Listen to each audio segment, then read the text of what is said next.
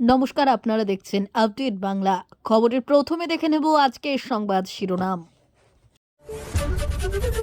রাষ্ট্রীয় মর্যাদায় হরিয়ানায় প্রাক্তন মুখ্যমন্ত্রী ওম প্রকাশ চৌতালার শেষকৃত্য সম্পন্ন। সংখ্যালঘু শান্তি পাক। আম্বেদকর নিয়ে শাহের মন্তব্যে বিতর্কে সুনামি, মমতার নির্দেশে ঝাঁঝালো প্রতিবাদের তৃণমূল। জিএসটি কাউন্সিলরের বৈঠক, পুরনো গাড়ি পপকর্ন চাল নিয়ে বড় সিদ্ধান্ত, কি পরিবর্তন হলো? কুয়েত পৌঁছলেন মোদি, দুদেশের সম্পর্কে জোট প্রতিরক্ষা নিয়ে আলোচনার সম্ভাবনা, কটাক্ষ কংগ্রেসে সম্পন্ন করা হয়।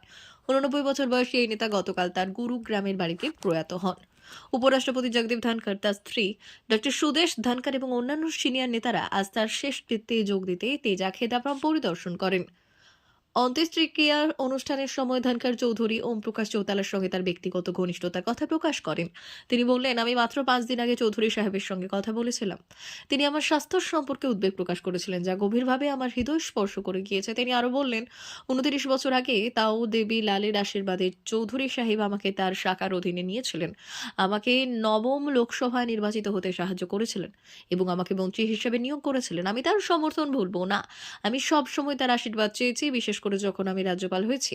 গ্রামীণ উন্নয়নের প্রয়াত নেতার আত্মত্যাগের পরে দর্শনার প্রশংসা করেছেন ধনখড় এবং নির্ভীক দৃঢ় চরিত্র এবং তার আদর্শের প্রতি অবিচল প্রতিশ্রুতির কথা তুলে ধরেছেন। উপরাষ্ট্রপতি বললেন, চৌধুরী সাহেব একজন দৃঢ় প্রত্যয়ের মানুষ ছিলেন।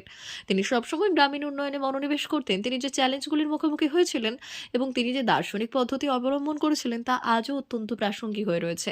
তিনি মনে করতেন, একটি উন্নত ভারতের স্বপ্ন কৃষক এবং গ্রামীণ উন্নয়নের মাধ্যমে বাস্তবায়িত হবে। কৃষকদের প্রতি অক্লান্ত পরিচর্যা, বিশেষ করে ঋণ মওকুফের জন্য তার লড়াই, তার অটল উৎসর্গের পরিমাণ। তিনি আমাকে দেখিয়েছেন যে কৃষকদের স্বার্থই জাতির স্বার্থ এবং তাদের অগ্রগতির দেশের সমৃদ্ধির চাবিকাঠি।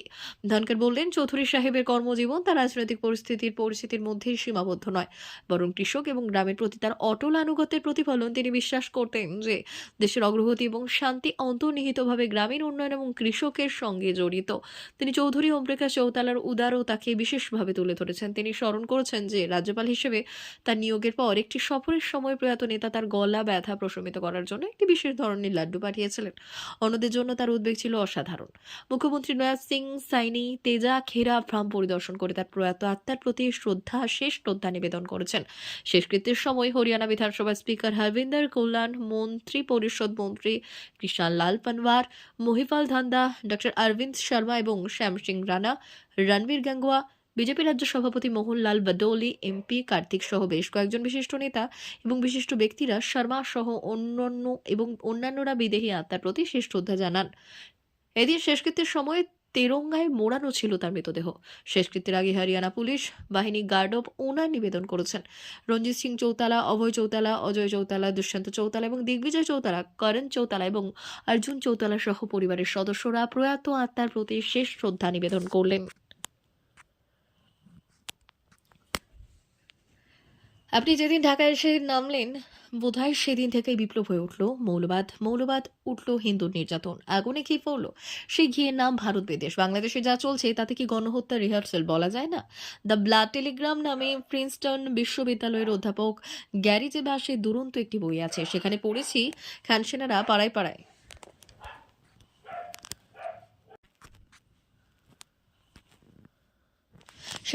খান সেনারা পাড়ায় পাড়ায় ঘুরে বেছে বেছে কিছু বাড়ির দেওয়ালে এইচ লিখে যেতেন, আর এইচ ফর হিন্দু। তারপর নিধন পর্ব শুরু হতো। এখনো আমার নিজের আত্মীয়রা পাবনায় থাকেন। গত 30 বছর মা দুর্গার মুখ দেখবে বলে আশ্বিন মাসে কলকাতায় আসেন। আশ্বিনের বাড়ি ফিরে যান। কতবার বলেছি থেকে যান। কেন থাকবো রে, নিজের মাটি কেন ছেড়ে আসবো? দাদার উত্তর ছিল, এবারে নিধন নির্যাতন পর্বে কেমন আছেন তারা? একটা কলেজের ছেলেকে বাস দিয়ে যখন অনেকে মিলে পেটায়, কারা কেন তা করছে? তার চেয়েও অনেক বড় কথা, প্রশাসনের কেউ কেন বাঁশগুলি কিনে নিতে পারেন না? কে মারে? এভাবে মারে মৌলবাদ কি? মৌলবাদ হলো বাঁশ। এইভাবে যদি মারতে হয়, বাংলাদেশের বাঁশ বনে আর বাঁশ থাকবে না, গণতন্ত্র হয়ে উঠবে বাঁশবনতন্ত্র। চট্টগ্রাম থেকে ঢাকা উন্মত্ত জনতাকে এই কথাই বলতে হবে। প্রশ্ন হলো, বলবে কে? বলবে রাষ্ট্র। যে রাষ্ট্র বলতে পারেনি, সেই রাষ্ট্র দাঁড়াতে পারেনি। সাম্রাজ্য উত্তর এই উপমহাদেশের ইতিহাসে নিজের ভাষার জন্য আপনারা যেভাবে প্রাণ দিয়েছেন, কম স্থানেই তা ঘটেছে। শিলচরকে প্রণাম জানিয়েও বলবো, বাংলাদেশের জন্য আমরা মাতৃভাষা দিবস পেয়েছি। বাংলা ভাষা পৃথিবীতে 5ম স্থান অধিকার করেছে। আপনি যে দিন নোবেল পেয়েছিলেন মোহাম্মদ ইউনূসের সূত্রে, আমরা বাঙালিরা আরেকটি নোবেল পেয়েছি বলে এইবারেও এইভাবেই সমারোহে উদযাপন করেছিলাম। মিলান কুন্দেরার উপন্যাসে আছে এই দুই কিংবদন্তি নেতা এবং ওর টুপি পরে ছবি এবং ছবি ছাপা হলো স্কুলের সব ক্লাসের পাঠ্য বইয়ে। 10 বছর বাদে ওর শত্রু হলো ক্ষমতায় থাকা বন্ধু। রাষ্ট্রচ্যুত বন্ধুকে ছবি থেকে কেটে বাদ দিতে বলল, তাই হলো। কিন্তু রাষ্ট্রচ্যুত বন্ধু টুপি তার মাথায় থেকে গেল। ইতিহাস হলো ওই টুপি মানুষকে সরিয়ে দেওয়া হলো, কিন্তু তার 100 গ্রাম ওজনের টুপি সরাতে যে ক্রেন লাগবে সেই ক্রেন এখনো আবিষ্কার হয়নি। আমার তরুণীমা যুবক বাবার হাত ধরে দৌড়তে শুরু করেছিলেন পাবনা জেলার শীতলাই গ্রাম থেকে। উঠোন তুলসী চারা লাগানো নিয়ে উঠোনেই উঠে এসেছিল হাতা খুন্তি লাঠি শাবল। হল শব্দে বাবা মাকে দাঁড়িয়ে পড়লেন সীমান্তে। মা চটের ব্যাগ থেকে একটি তুলসী চারা বার করে প্রহরীকে বললেন, বাবা তোমার পায়ে তুলসী লাগাতে হবে তো। গত সপ্তাহে আমার এক মুসলিম কবি বন্ধু বললেন, ভাগ্যিস তোমার মা দৌড়েছিলেন। এবং তাকিয়ে ভারতের দিকে। মুখ্যমন্ত্রী বলে দিয়েছিলেন প্রধানমন্ত্রী যা বলবেন শুনে চলবো। ডোনাল্ড ট্রাম্প কি বলবেন সেই দিকেও তাকিয়ে আছি। একই সঙ্গে ইতিহাসের চিত্রশীল কতটা ডিসকাউন্ট পেলে হটকারী ট্রাম্পের দিকে আসার দিকে তাকাতে হয়। 71 রবি রফিক আজাদরা এই রাইফেল তুলে সীমান্তে গিয়েছিলেন, আর সেদিনই শত্রু বহিরাগত। নিজের ঘর, নিজের প্রশাসন, নিজের সরকার, নিজের পুলিশ, নিজেদের নেতারাই প্রতিপক্ষ।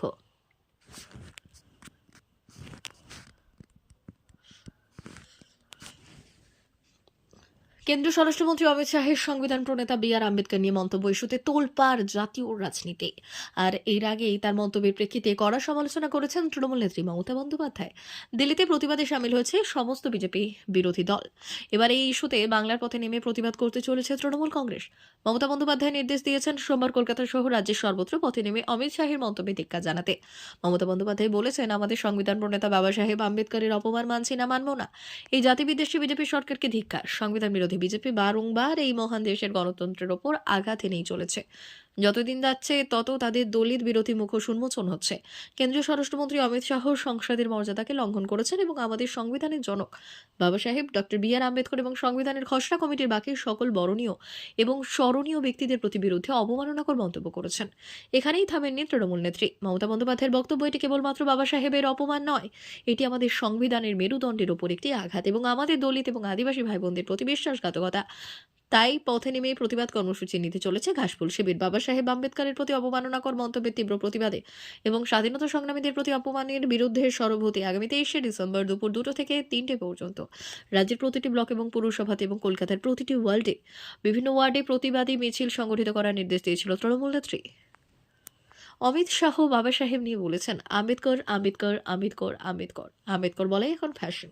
এতবার ভগবানের নাম নিলে 7 জন্ম সার্থক হয়ে যেত। এমনকি তপশিলি জাতি বা তপশিলি উপজাতিদের প্রতি তৎকালীন সরকারের আচরণ নিয়েও আম্বেদকর খুশি ছিলেন না বলে শাহ মন্তব্য করেছেন। লোকসভায় বিজেপি সাংসদকে ধাক্কা মারার অভিযোগ, বিপদ বাড়ছে কংগ্রেস সাংসদ রাহুল গান্ধীর। বিজেপির অভিযোগের ভিত্তিতে এই মামলায় তদন্তভার অপরাধ দমন শাখার এবং ক্রাইম ব্রাঞ্চের হাতে তুলে দিয়েছিল দিল্লি পুলিশ। তদন্তভার হাতে নিয়ে এবার ঘটনার রহস্য ভেদে বিশেষ তদন্তকারী দল গঠন করল অপরাধ দমন শাখা।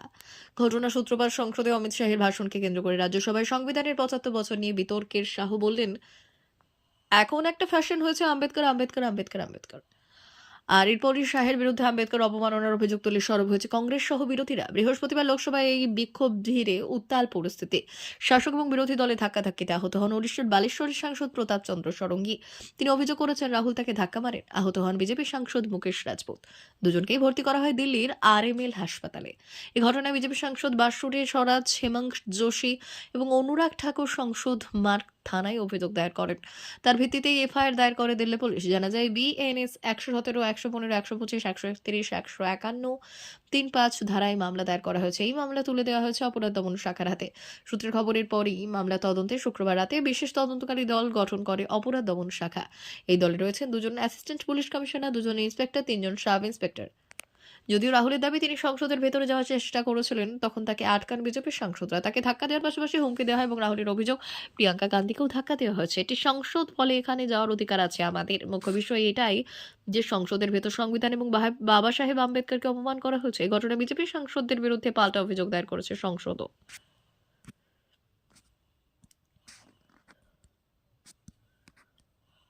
বাধ্য করেছিলেন। তারা পুরো শিক্ষা ব্যবস্থাকে ধ্বংস করে দিয়েছে এবং জমি রেজিস্ট্রি করেছে। নিয়োগের নামে কাগজপত্র ফাঁসের পেছনে বড় হাত রয়েছে আরজেডির লোকেদের। তারা শিশুদের ভবিষ্যৎ নিয়ে খেলা করছে, তাদের প্রতিভাকে দমন করছে, অরাজকতা ছড়াচ্ছে, যুবকের মধ্যে হিস্টেরিয়া তৈরি করেছে বিহার।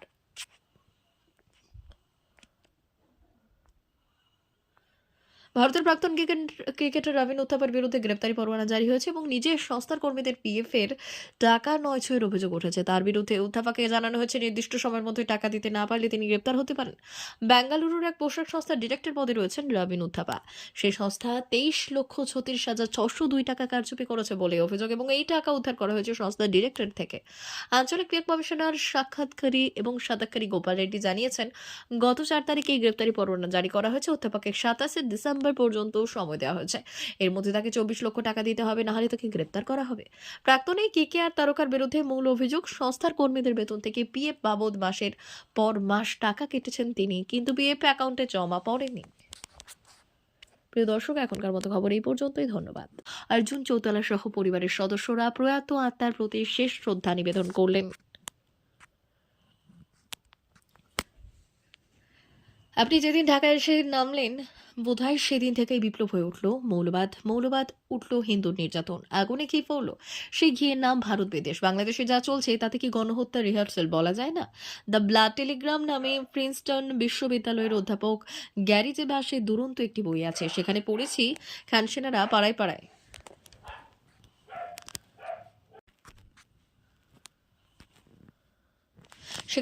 খান সেনারা পাড়ায় পাড়ায় ঘুরে বেছে বেছে কিছু বাড়ির দেওয়ালে এইচ লিখে যেতেন, আর এইচ ফর হিন্দু। তারপর নিধন পর্ব শুরু হতো। এখনো আমার নিজের আত্মীয়রা পাবনায় থাকেন। গত 30 বছর মা দুর্গার মুখ দেখবে বলে আশ্বিন মাসে কলকাতায় আসেন। আশ্বিনের বাড়ি ফিরে যান। কতবার বলেছি থেকে যান। কেন থাকবো রে, নিজের মাটি কেন ছেড়ে আসবো? দাদার উত্তর ছিল, এবারে নিধন নির্যাতন পর্বে কেমন আছেন তারা। একটা কলেজের ছেলেকে বাস দিয়ে যখন অনেকে মিলে পেটায়, কারা কেন তা করছে, তার চেয়েও অনেক বড় কথা, প্রশাসনের কেউ কেন বাঁশগুলি কিনে নিতে পারেন না। কে মারে এভাবে? মারে মৌলবাদ। মৌলবাদ কি? মৌলবাদ হলো বাঁশ। এইভাবে যদি মারতে হয়, বাংলাদেশের বাঁশবনে আর বাঁশ থাকবে না, গণতন্ত্র হয়ে উঠবে বাঁশবনতন্ত্র। চট্টগ্রাম থেকে ঢাকা উন্মত্ত জনতাকে এই কথাই বলতে হবে। প্রশ্ন হলো, বলবে কে? বলবে রাষ্ট্র। যে রাষ্ট্র বলতে পারেনি, সেই রাষ্ট্র দাঁড়াতে পারেনি। সাম্রাজ্য উত্তর এই উপমহাদেশের ইতিহাসে নিজের ভাষার জন্য আপনারা যেভাবে প্রাণ দিয়েছেন, কম স্থানেই তা ঘটেছে। শিলচরকে প্রণাম জানিয়েও বলবো, বাংলাদেশের জন্য আমরা মাতৃভাষা দিবস পেয়েছি। বাংলা ভাষা পৃথিবীতে 5ম স্থান অধিকার করেছে। আপনি যে দিন নোবেল পেয়েছিলেন মোহাম্মদ ইউনূসের সূত্রে, আমরা বাঙালিরা আরেকটি নোবেল পেয়েছি বলে এইবারেও এইভাবেই সমারোহে উদযাপন করেছিলাম। মিলান কুন্দেরার উপন্যাসে আছে দুই কিংবদন্তি নেতা এবং ও টুপি পরে ছবি, এবং ছবি ছাপা হলো স্কুলের সব ক্লাসের পাঠ্য বইয়ে। 10 বছর বাদে ওর শত্রু হলো ক্ষমতায় থাকা বন্ধু। রাষ্ট্রচ্যুত বন্ধুকে ছবি থেকে কেটে বাদ দিতে বলল, তাই হলো। কিন্তু রাষ্ট্রচ্যুত বন্ধু টুপি তার মাথায় থেকে গেল। ইতিহাস হলো ওই টুপি মানুষকে সরিয়ে দেওয়া হলো, কিন্তু তার 100 গ্রাম ওজনের টুপি সরাতে যে ক্রেন লাগবে, সেই ক্রেন এখনো আবিষ্কার হয়নি। আমার তরুণীমা যুবক বাবার হাত ধরে দৌড়তে শুরু করেছিলেন পাবনা জেলার শীতলাই গ্রাম থেকে। উঠোন তুলসী চারা লাগানো নিয়ে উঠোনেই উঠে এসেছিল হাতা খুন্তি, লাঠি শাবল। হল শব্দে বাবা মাকে দাঁড়িয়ে পড়লেন সীমান্তে। মা চটের ব্যাগ থেকে একটি তুলসী চারা বার করে প্রহরীকে বললেন, বাবা তোমার পায়ে তুলসী লাগাতে হবে তো। গত সপ্তাহে আমার এক মুসলিম কবি বন্ধু বললেন, ভাগ্যিস তোমার মা দৌড়েছিলেন। এবং তাকিয়ে ভারতের দিকে। মুখ্যমন্ত্রী বলে দিয়েছিলেন, প্রধানমন্ত্রী যা বলবেন শুনে চলবো। ডোনাল্ড ট্রাম্প কি বলবেন, সেই দিকেও তাকিয়ে আছি। একই সঙ্গে ইতিহাসের চিত্রশীল। কতটা ডিসকাউন্ট পেলে হটকারী ট্রাম্পের দিকে আসার দিকে তাকাতে হয়। 71 রবি রফিক আজাদরা এই রাইফেল তুলে সীমান্তে গিয়েছিলেন, আর সেদিনই শত্রু বহিরাগত। নিজের ঘর, নিজের প্রশাসন, নিজের সরকার, নিজের পুলিশ, নিজেদের নেতারাই প্রতিপক্ষ।